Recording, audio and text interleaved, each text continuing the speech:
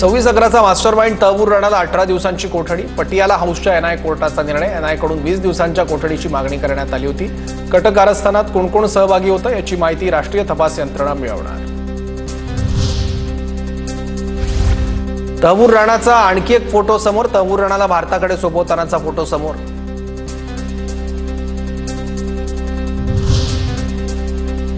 प्रशांत कोरटकरची कोल्हापूरच्या कळंबा कारागृहातून आज सुटका होण्याची शक्यता. कोर्टातील कागदपत्रांची प्रक्रिया पूर्ण न झाल्यानं कोरटकरच्या सुटकेत तांत्रिक अडचण. आज दुपारनंतर कोरटकरची सुटका होण्याची शक्यता. वक्फ सुधारणा कायद्याला आव्हान देणाऱ्या 10 याचिकांवर सुनावणी होणार. सर्वोच्च न्यायालयात 16 एप्रिलला सुनावणी. एमआयएमचे नेते असरुद्दीन ओवेसींच्या याचिकेचाही समावेश. गेल्या 5 वर्षात शेतकऱ्यांऐवजी विमा कंपन्यांनाच अधिक लाभ. 5 वर्षात विमा कंपन्यांनी 50,000 कोटींचा नफा मिळवला, तर शेतकऱ्यांना नुकसान भरपाई दिवसेंदिवस कमी.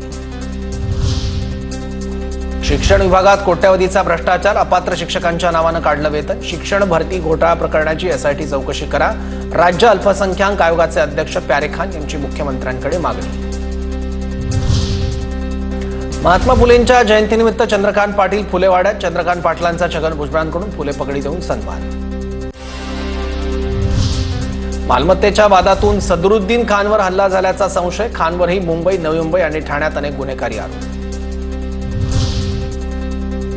सीबीआयकडून डिफेन्सच्या अधिकाऱ्यांविरोधात 11 गुन्हे दाखल. ट्रेनिंग सेंटरमध्ये लाच घेतलेल्या अधिकाऱ्यांविरोधात गुन्हा. नागपूर, नाशिक, पुणे, मुंबईसह अनेक ठिकाणी सीबीआयचं सर्च ऑपरेशन.